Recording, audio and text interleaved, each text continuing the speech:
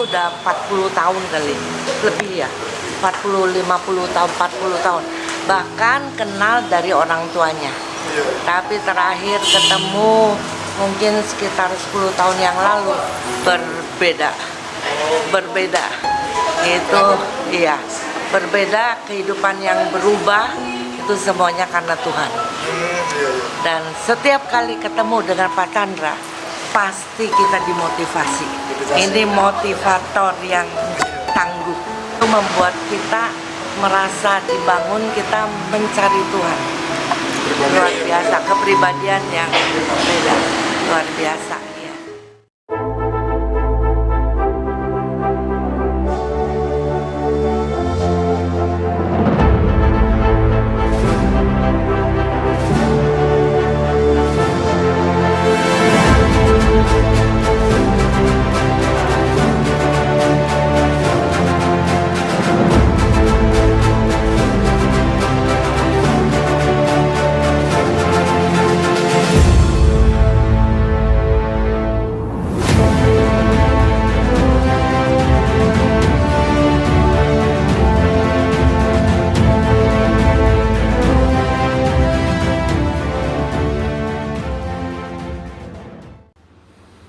Jumpa kembali di MTT Journey Inspiration of Life. Pagi ini saya mau coba sharingkan dengan tema niat baik dan adat istiadat tidak jaminan sukses dan selamat. Jadi sekali lagi, niat yang baik dan dengan dasar adat istiadat yang baik tidak menjamin kita hidup sukses dan berkeselamatan itu.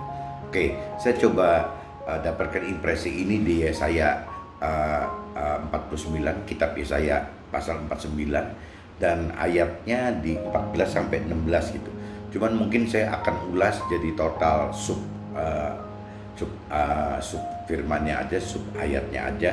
Jadi saya akan coba urai dari ayat 14 sampai 21. Mudah-mudahan ini bisa lebih ditangkap gitu oleh teman-teman. Ini saya coba mulai baca dari ayat 14 dulu. Kita berkata, Tuhan telah meninggalkan kita dan Tuhan telah melupakan kita. Kadang-kadang orang percaya masih berkata seperti itu. Ya, Tuhan telah meninggalkan kita dan Tuhan melupakan kita. Nah, dari sisi pola Tuhan, ada pemikiran bahwa dapatkah seorang perempuan melupakan bayinya sehingga ia tidak menyayangi anak dari kandungannya, sekalipun dia melupakannya, maksudnya si perempuan ini gitu. Tuhan tidak akan melupakan kita gitu. Nah, ini Tuhan kasih perumpamaan bahwa seorang ibu, ya hampir semua mungkin kalau sampai ada gangguan jiwa lain, tapi kalau seorang ibu yang normal gitu, pasti terhadap anak-anaknya akan sayang sekali gitu. Tapi Tuhan bilang bahwa cintanya Tuhan kepada kita, daya ingatan Tuhan kepada kita itu lebih-lebih daripada seorang ibu kepada anaknya. Bahkan Tuhan bilang, apabila seorang ibu pun bisa melupakan anaknya, Tuhan tidak akan melupakan kita gitu. Nah, ini firman-Nya menjamin seperti itu gitu. Lihat, Tuhan telah melukiskan kita di telapak tangan Tuhan. Tembok-tembok kita tetap di ruang mata Tuhan gitu. Jadi Tuhan ingetin lagi bahwa seolah-olah Tuhan sudah melukis kita itu ditulis atau dilukis gitu di telapak tangannya Tuhan. Jadi gak mungkin nama kita dilupakan Tuhan, itu gak mungkin gitu. Tuhan ingatkan itu loh, bahwa kita seperti itu. Bahkan Tuhan bilang tembok-tembok kita tetap di ruang mata Tuhan gitu. Apa arti tembok-tembok kita di sini gitu? Apakah mungkin maksudnya tembok diartikan apa perlindungan gitu? Nah, Tuhan maksudnya seperti itu. Jadi ya Tuhan tetap sebagai tembok-tembok kehidupan kita gitu. Tuhan tetap tidak melupakan kita dan Tuhan tetap sebagai perlindungan kita gitu. Nah, ini saya tangkap impresinya seperti itu gitu. Orang-orang yang membangun kita datang bersegera. Tetapi orang-orang yang merombak dan merusak kita, meninggalkan kita. Tuhan katakan begitu. Apabila kita hidup bersama Tuhan, di dalam Tuhan, ya Tuhan katakan ya seperti itu gitu, bahwa orang-orang yang ingin membantu kita berdatangan, sebaliknya orang-orang yang ingin merusak kita pergi gitu, pergi dari kita. Ini apabila kita hidup bersama Tuhan dan dengan cara-cara Tuhan. Nah, kembali lagi pada umumnya gitu, orang merasa kalau sudah percaya Tuhan, ya sudah, berarti Tuhan pasti percaya kita gitu. Kalau kita anggap kita sudah kenal Tuhan, ya berarti Tuhan juga pasti kenal kita. Padahal dasar-dasar dari kita percaya ke Tuhan itu kan kita harus mengenal firman-Nya dulu gitu. Kita harus mengerti firman-Nya dulu. Kita harus berani melakukan firman-Nya dulu gitu. Nah, baru kita bisa katakan bahwa kita mengenal dan mengerti dan memang taat patuh melakukan firman Tuhan.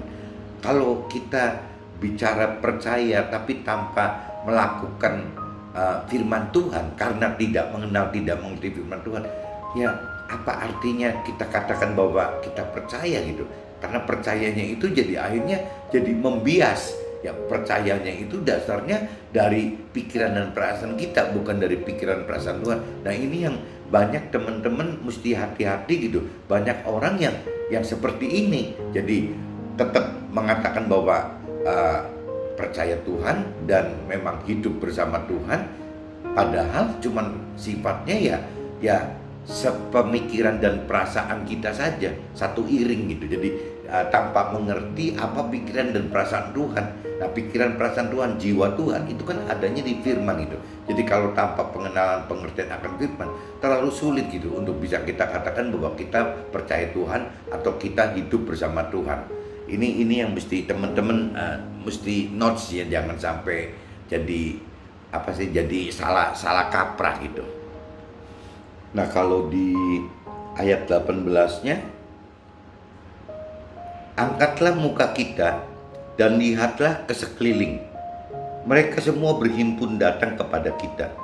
Demi Tuhan yang hidup, demikianlah firman Tuhan. Nah, jadi Tuhan katakan apabila kita memang melakukan firman Tuhan, ya kita bisa melihat bahwa banyak sekali orang yang datang kepada kita gitu. Kenapa mereka datang kepada kita? Karena orang melihat ada Tuhan di dalam hidup kita gitu. Jadi mungkin memang yang terbaik itu kalau kita mau menjadi saksi Tuhan adalah bukan dari khotbah kita atau bukan dari sharing kita, tapi bagaimana kita melakukan hidup kita gitu. Apabila kita melakukan hidup kita sesuai dengan firman Tuhan, orang akan melihat Tuhan di dalam kita. Waktu orang melihat Tuhan hidup di dalam kita, ya pasti Tuhan orang akan mengagungkan, memuliakan Tuhan gitu. Karena orang akan bercecak kagum melalui cara-cara, pola-pola hidup yang kita lakukan gitu.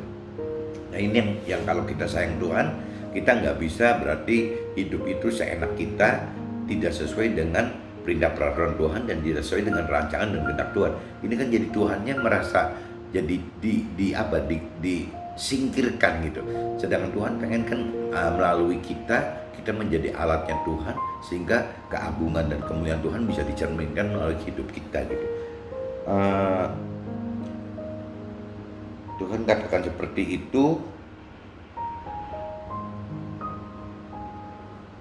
Sungguh mereka semua akan kita pakai sebagai perhiasan, dan mereka akan kita lilitkan seperti yang dilakukan pengantin perempuan. Jadi maksudnya orang-orang yang berimu datang itu ya ibarat perhiasan itu ya akan kita pakai gitu. Kita pakai untuk seperti kalau diumpamakan seorang perempuan itu ya ada yang dijadikan seperti perhiasan, ada yang dililitkan untuk keindahan kita gitu. Jadi kita bisa berimbun dengan mereka itu dengan segala macam activity gitu. Kita dengan mereka kita libatkan mereka, nah membuat activity yang jelas sesuai dengan perintah peraturan Tuhan. Intinya gitu. Jadi bagaimana kita melakukan bersama-sama dengan mereka, teman-teman yang datang tadi, untuk melakukan apa yang Tuhan perintahkan. Kita coba bina mereka sebagai alat-alat Tuhan yang berikutnya lagi gitu. Sebab tempat-tempat kita yang tandus dan sunyi sepi, dan negeri kita yang dirombak, sungguh sekarang terlalu sempit untuk sekian banyak penduduk kita, dan orang-orang yang mau menelan kita akan menjauh. Nah, Tuhan katakan kalau memang kita melakukan firman Tuhan, ya nanti kita akan merasa bahwa apa yang saat ini kita hidupi gitu, itu merasa kurang besar. Mungkin kalau pengusaha, ya mungkin usahanya kurang besar. Apabila aktif di pelayanan, mungkin pelayanannya kurang besar. Apabila kita bekerja, mungkin prestasinya kurang besar gitu. Jadi semua itu Tuhan bisa bikin seperti itu makin besar, makin agung gitu, sehingga nyata apa yang Tuhan janjikan itu nyata gitu. Kita tuai bagi si pelaku firman gitu. Nah, malahan anak-anak kita yang kita sangka hilang akan berkata kepada kita, tempat ini terlalu sempit bagi kita, bagi si anak gitu. Menyisilah supaya aku dapat diam di situ tuh. Jadi sampai bukan generasi kita saja sebagai pelaku firman gitu. Apabila kita pelaku firman, Tuhan selalu satu paket dengan anak dan cucu kita gitu. Jadi anak-anak kita pun akan kebagian seperti itu gitu. Jadi membesar sampai apa yang kita kelola sebagai orang tuanya itu anak-anak merasa kurang besar gitu, kurang, tidak cukup untuk membuat satu activity yang positif, itu tidak cukup. Jadi mereka akan lebih membesarkan lagi gitu. Nah, ini janji Tuhan satu paket gitu. Jadi kalau kita memang melakukan firman Tuhan, kita akan menuai firman Tuhan, dan waktu saat kita menuai firman Tuhan, otomatis anak kita dan cucu kita akan satu paket kena dengan apa janji-janji tuaian Tuhan tadi gitu. Nah, maka kita akan berkata dalam hati kita, siapakah yang telah melahirkan sekalian ini bagi kita gitu? Bukankah kita bulus dan mandul, diangkut ke dalam pembuangan dan disingkirkan? Tetapi anak-anak yang ini gitu, anak-anak kita ini, siapakah yang membesarkan mereka? Sesungguhnya kita tertinggal seorang diri, tetapi mereka ini dari mana kan datangnya? Nah, kita sampai terkagum-kagum gitu. Waktu kita melakukan firman, kita taat nomor satukan Tuhan gitu. Mungkin kita akan berpikiran bahwa kita jadi menomor duakan keluarga kita. Tapi di sini kita diingatkan bahwa kita satu saat akan sadar, waktu kita fokus untuk Tuhan, prioritaskan pertama untuk Tuhan, tetap Tuhan tidak lupakan hak dan upah kita ya terhadap kita maupun anak-anak dan cucu kita gitu. Nah, ini kembali tadi saya katakan, upah Tuhan itu, hak Tuhan itu, hak kita untuk Tuhan itu, dan upah dari Tuhan itu satu paket, bukan cuma untuk kita sebagai orang tua, tapi juga akan kena terhadap anak dan cucu kita gitu. Nah, ini sampai ibaratnya seperti itu. Heran ya, kok kita memprioritaskan untuk kepentingan Tuhan, tapi kenapa ya kok anak-anak kita, cucu-cucu kita kok bisa besar gitu, bisa besar dalam arti kata positif, besar dan benar gitu. Kenapa gitu? Ya ini karena kembali lagi janji-janji Tuhan gitu. Janji Tuhan itu seperti itu, apabila satu diselamatkan, yang lain akan diselamatkan gitu.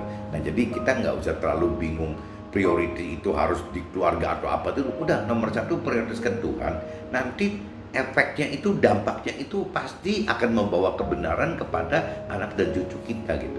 Ini intinya yang saya bacakan Yesaya 49 14 sampai 21, intinya seperti itu kalau di dalam firman itu. Nah, kalau saya jabarkan ke dalam apa yang saya hadapi dalam hidup gitu, ya niat baik dan adat istiadat tidak jaminan sukses dan selamat. Karena kebenaran saya lahir berarti 20 tahun yang lalu. 20 tahun yang lalu itu saya masih pegang adat istiadat gitu. Saya lahir tidak seperti teman-teman yang mungkin kebenaran lahir gitu ya, yang dari Nasrani misalnya lahir karena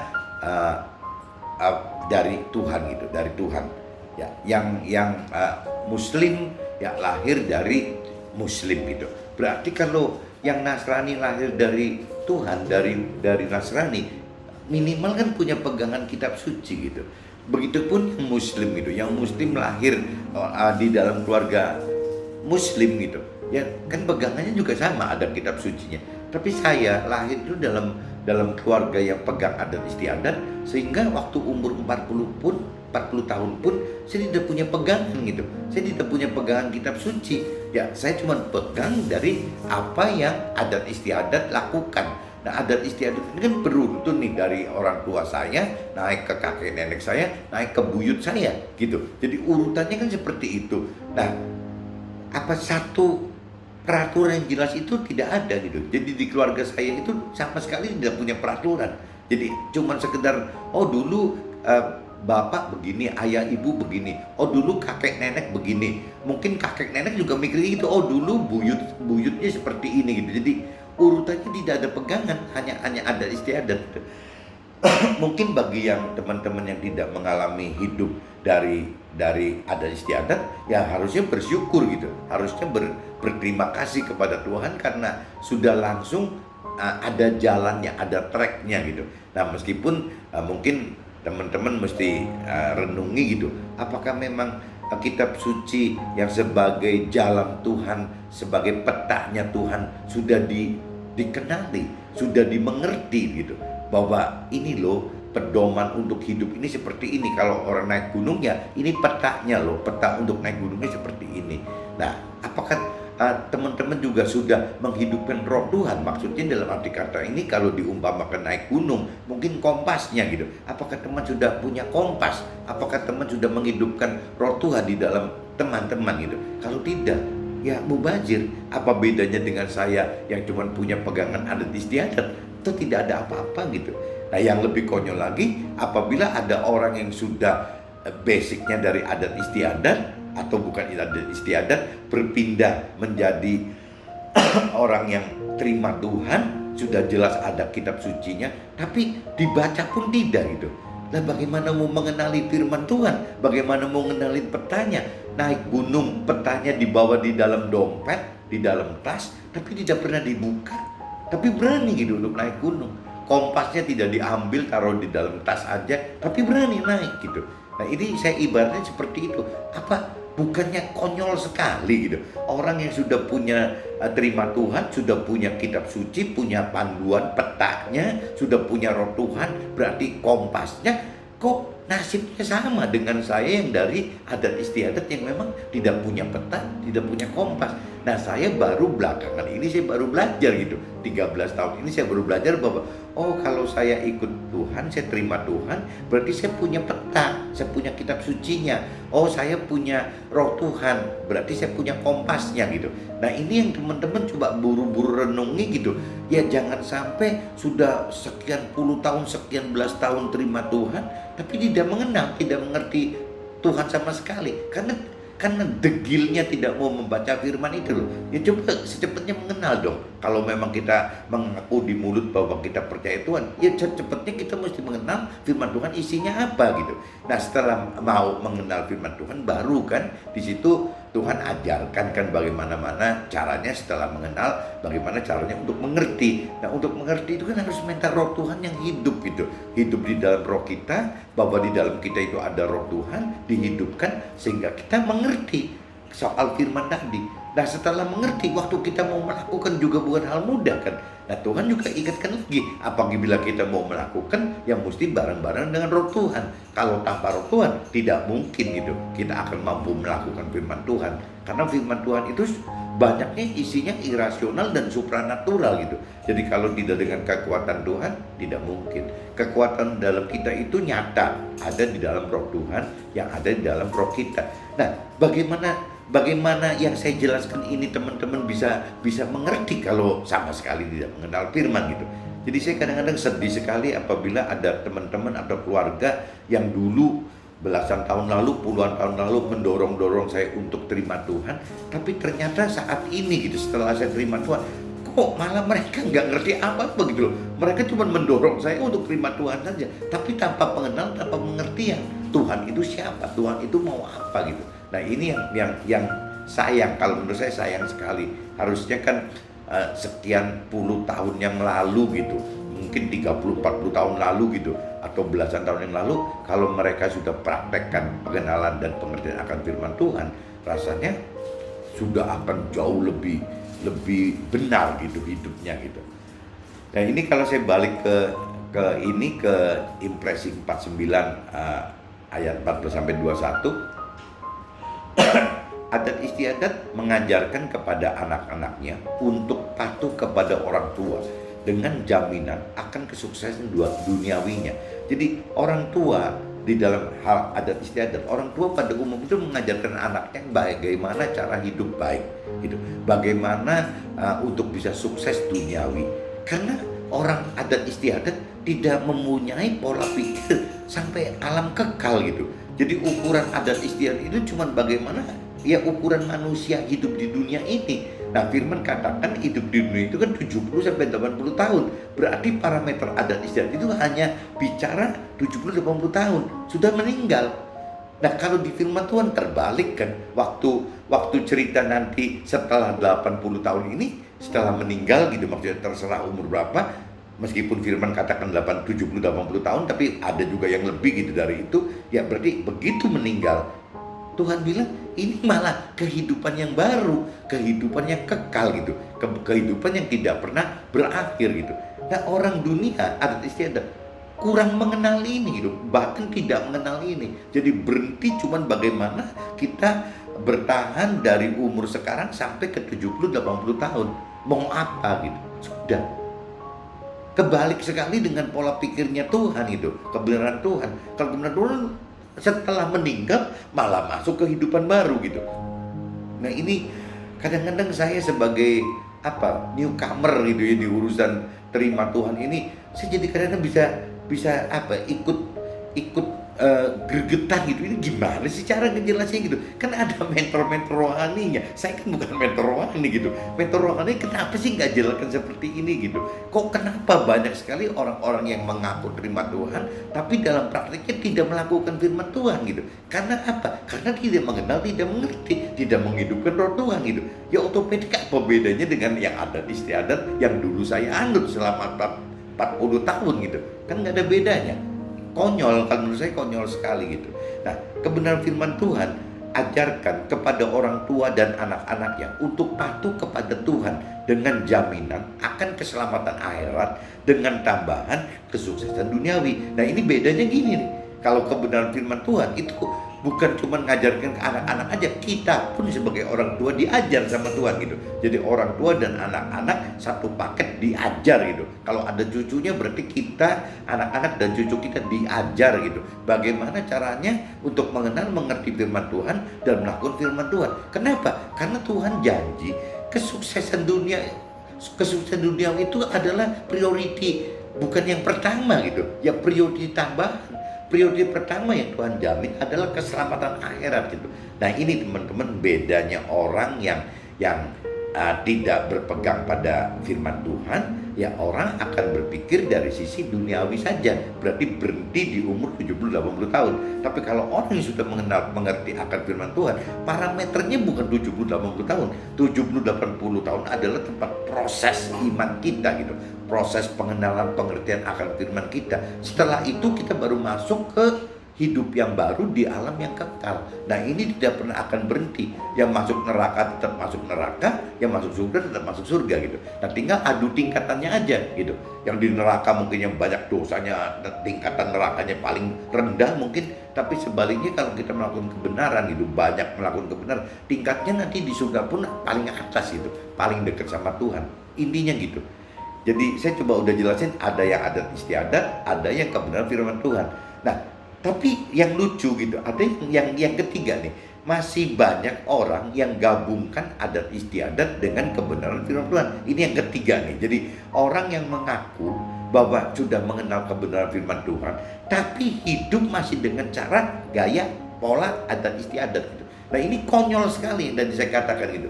Kenapa kok ada orang bisa sekonyol ini gitu? Mentor rohaninya di mana? Kok diem saja gitu, tidak diarahkan gitu.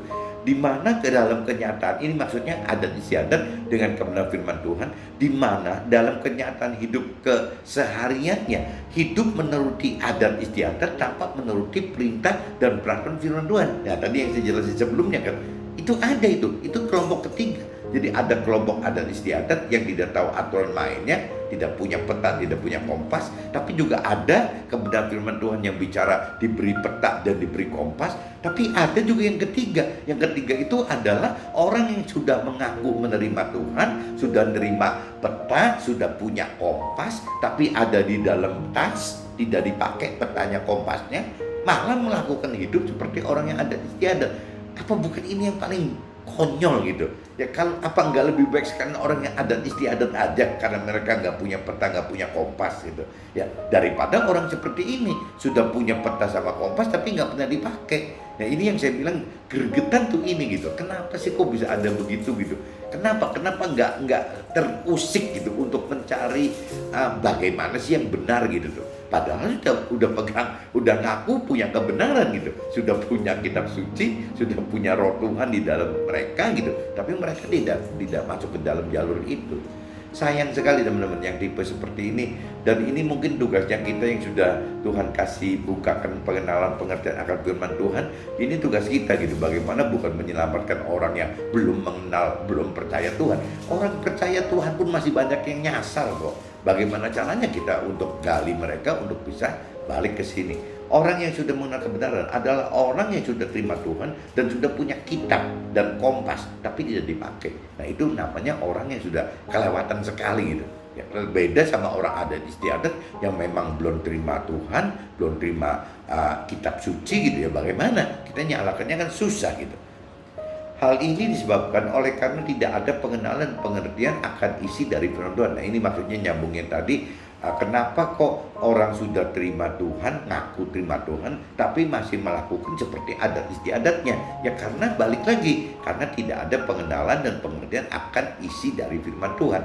Baca juga tidak pernah, gimana mau mengenal gitu. Ya alasannya ini itu 1000 macam, ditunggu belasan tahun, puluhan tahun itu. Sama sekali nggak baca. Dan saya bukan ngomong asal-asal, rata-rata semua begitu kok. Saya yang gregetan sendiri gitu. Kenapa gitu? Kenapa kok kalau percaya Tuhan kok tidak mau benar-benar tergerak untuk Tuhan mau gitu, untuk minimal membaca kayak atau gimana gitu. Minimal 1 putaran lah gitu. Kalau 1 putaran pun tidak pernah baca kitab suci 1 putaran, lah bagaimana mau tahu isinya firman itu kayak apa gitu? Ya ini coba teman-teman bangkit gitu. Gimana caranya supaya sadar, supaya bisa masuk ke dalam keselamatan yang Tuhan mau. Bantu Tuhan gitu, karena Tuhan kan pengen banget kita orang hidup selamat, masuk ke dalam surga, jadi teman-temannya Tuhan gitu. Ya bantu Tuhan cuma untuk kita sendiri kan, bukan bantu Tuhan untuk Tuhan gitu. Bantu Tuhan untuk kita sendiri supaya bisa masuk ke surga dan selamat masuk ke surga dan ketemu dengan Tuhan. Tuhan pengen sebanyak-banyaknya gitu, karena surganya besar gitu loh. Ya ayo dong kita banyakkan gitu, pindah ke sana gitu.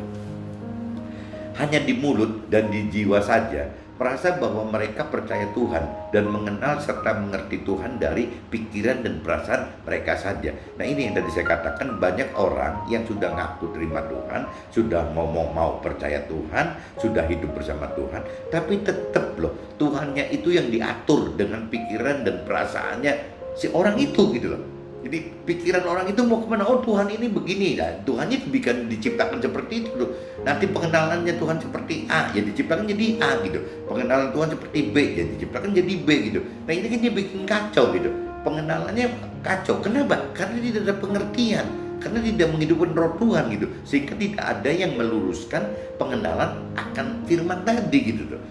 Ya, kembali lagi yang paling konyol itu kalau seandainya tidak pernah baca firman, cuman bisanya dengerin orang lain bicara, mentor-mentor yang bicara, tapi nggak pas gitu bicaranya, akhirnya punya pikiran perasaan sendiri. Tuhan diciptakan oleh manusia. Aduh anehnya minta ampun gitu. Masa Tuhan diciptakan manusia, bukan manusia diciptakan Tuhan gitu. Ya mesti balik lagi, kalau kita mengaku bahwa kita ciptaan Tuhan, ya kita mesti mengenal gitu apa sih yang Tuhan mau gitu. Perintah peraturkan. Jangan kita perintah peraturkan Tuhan gitu, kan kelewatan sekali gitu. Dosa banget kita seperti itu. Mendingan nggak kenal sama sekali gitu sama Tuhan. Mungkin dosanya lebih kecil gitu kan gitu. Ya coba ayo teman-teman balikin lagi apa yang saya katakan, sharingkan ini, coba di renungi gitu. Bener nggak saya ngomong seperti ini gitu? Kenapa gitu? Kenapa sampai teman-teman ada banyak yang seperti itu? Kenapa gitu? Nah, coba direnungin, karena semua cinta uang mungkin ujungnya gitu tuh. Semua ngomong percaya Tuhan, tapi lebih cinta uang daripada Tuhan. Firman Tuhan juga udah ingatkan gitu.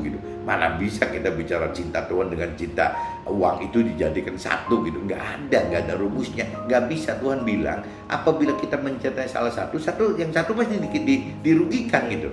Jadi kalau cinta Tuhan pasti uang dirugikan, ya nggak apa-apa. Atau kita memang cinta Tuhan. Tapi kalau sebaliknya cinta uang, apa Tuhan mau dirugikan gitu? Kan ini yang konyol gitu tuh. Ya, nah pasti nggak mau ngambil langkah yang lebih safe gitu. Dalam arti kata kita ikut Tuhan, kita mengenal dan mengerti akan Tuhan, kita melakukan firman Tuhan. Tuh Tuhan juga janji kok persiapan bahwa yang lain-lain ditambahkan gitu. Yang kebutuhan seperti orang dunia, Tuhan janji ditambahkan kok, bukan tidak ditambahkan. Nah bahkan kita dapatnya kan keselamatan akhirat gitu. Kalau kita bicara cinta uang, kita nggak dapat keselamatan akhirat. Kita cuma dapat kesuksesan duniawi mungkin. Tapi apa artinya gitu? Nanti toh hilang lagi waktu di anak kita, di cucu kita juga sudah tidak bisa berlanjut lagi gitu. Nah, kebenaran firman Tuhan akan nyata dalam hidup kita apabila kita mau mengenal firman dan hidupkan roh Tuhan agar mampu mengerti serta mampu lakukan firman sehingga hidup sesuai rancangan dan kehendaknya.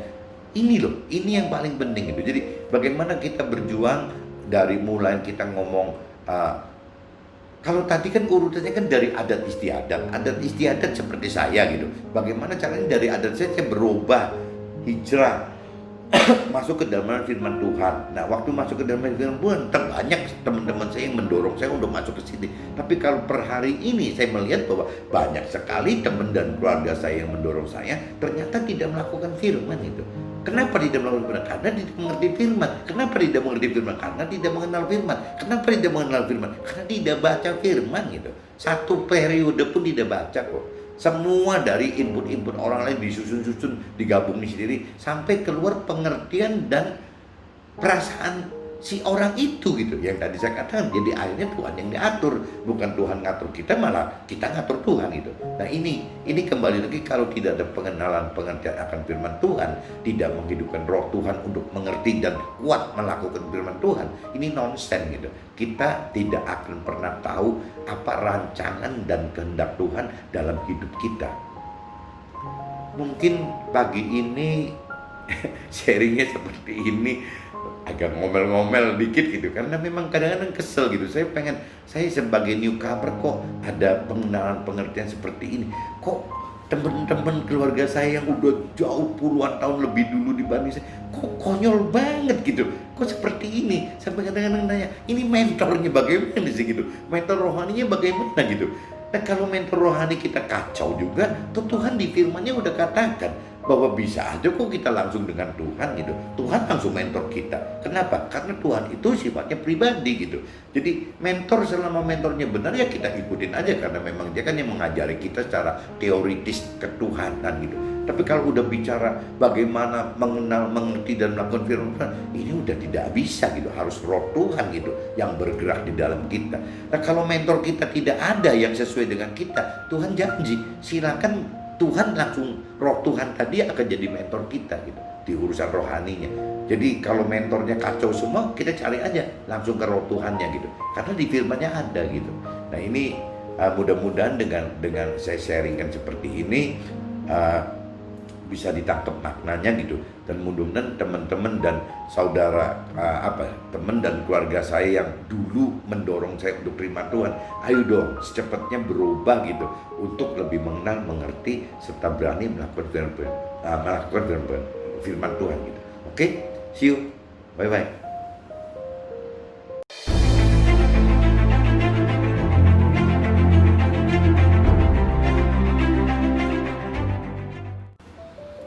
One minute to better life. Tuhan pulihkan kita pada waktu kita telah mengenal dan mengerti serta melakukan firman dengan maksud agar kita terima keselamatan daripada Tuhan. Oke?